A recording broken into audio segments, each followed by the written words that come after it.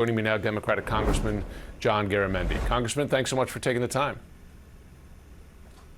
Well, it's good to be with you, but not on this particular subject. This is a terrible tragedy. It should never have happened. We know the basic problems here that occurred, and yet what we find is that the president and the leaders in the Pentagon are unwilling to accept their responsibility. And until they do, there'll be more and more problems, perhaps of the same kind, hopefully not. But this is totally, totally wrong from the very, very beginning. Keep in mind that the Constitution says the president has to go to Congress to get permission to go to war. He didn't do that. He simply struck out on his own, and what he struck was the school. And so the haste to war and the mistakes that were made were totally preventable if the president gave one hoot about the Constitution and his own role in this process.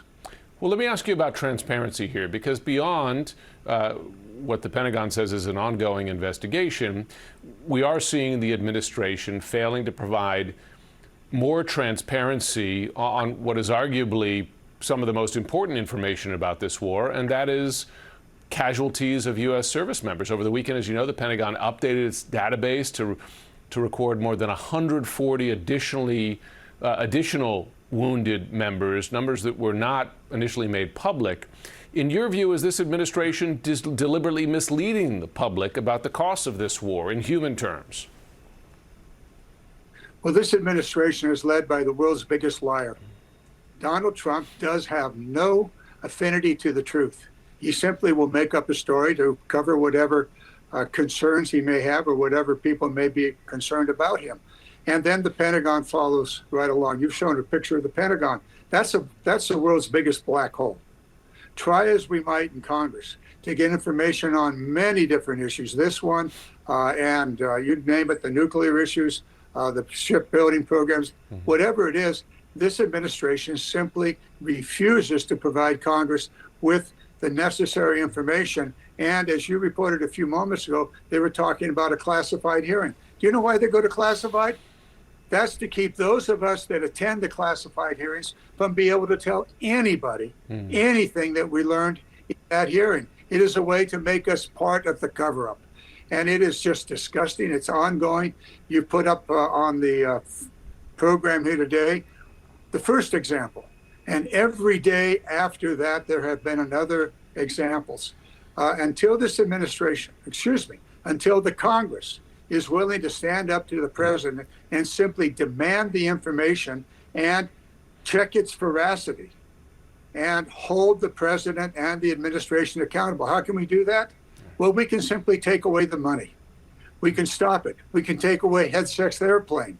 We can do a lot of things, but the Republicans absolutely bend over and kiss Trump's ring. Let me ask you this about the news we received just in the last hour, and that is that Iran has launched more missiles at U.S. bases in the Gulf region. This is, of course, just a day after President Trump claimed publicly that Iran asked him, quote unquote, very nicely for a pause so that the two sides can return to a negotiating table. How do you read these attacks? Is that, in effect, Iran's answer to the prospect of talks? Well, we don't know what the truth is. We know we cannot trust any statement out of Trump's mouth or on his Truth Social. We cannot trust it. There's a high probability that is not true. He's talking about a ceasefire. Well, maybe it's a ceasefire, maybe it's just a little bit of fire. We don't know. But what we do know is that Iran is continuing to conduct the war. That we do know. We do know that American service members remain in danger. We don't know the exact number that have been killed because the Pentagon lies to us about that. We don't know and we have no idea whatsoever.